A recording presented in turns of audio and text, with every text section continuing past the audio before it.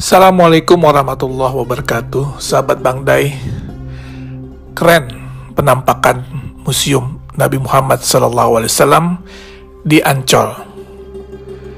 Indonesia sebentar lagi akan memiliki sebuah kebanggaan dan kehormatan yang baru yang berkaitan dengan syiar agama Islam.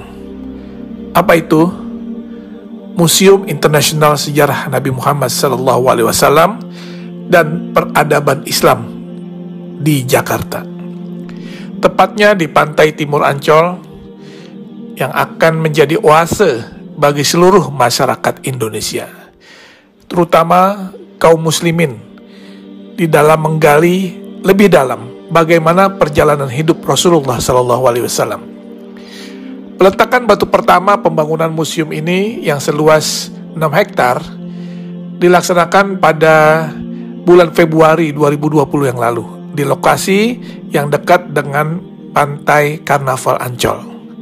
Museum Rasulullah di tanah air menjadi yang pertama dilaksanakan di luar Arab Saudi dan mendapat dukungan dari Yayasan Wakaf As-Salam yang bermarkas di Jeddah, Saudi Arabia, serta Liga Muslim Dunia yang berkantor pusat di Mekah, Saudi Arabia.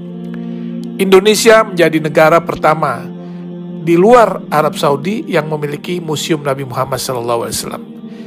Ini adalah sebuah kehormatan, sekaligus kebanggaan, dan tentunya menjadi amanah bagi rakyat Indonesia yang mayoritas Muslim karena mendapat kepercayaan untuk membangun dan memiliki Museum Rasulullah.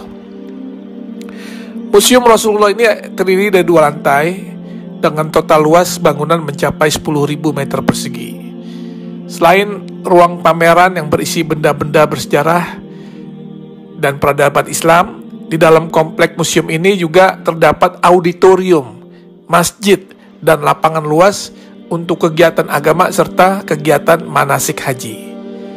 Kalau nanti kita lihat isi di dalam museum ini, tak hanya berisikan hadis-hadis yang menceritakan kisah dan perjalanan hidup Nabi SAW, sehingga masyarakat bisa mempelajari dan mengambil contoh teladan beliau semasa hidupnya, tetapi juga kisah-kisah fenomenal di dalam perkembangan Islam, seperti sejarah Isra Mi'raj, perjalanan hijrah Nabi, hingga maket kota Mekah dan Madinah di zaman Rasulullah hingga era sekarang.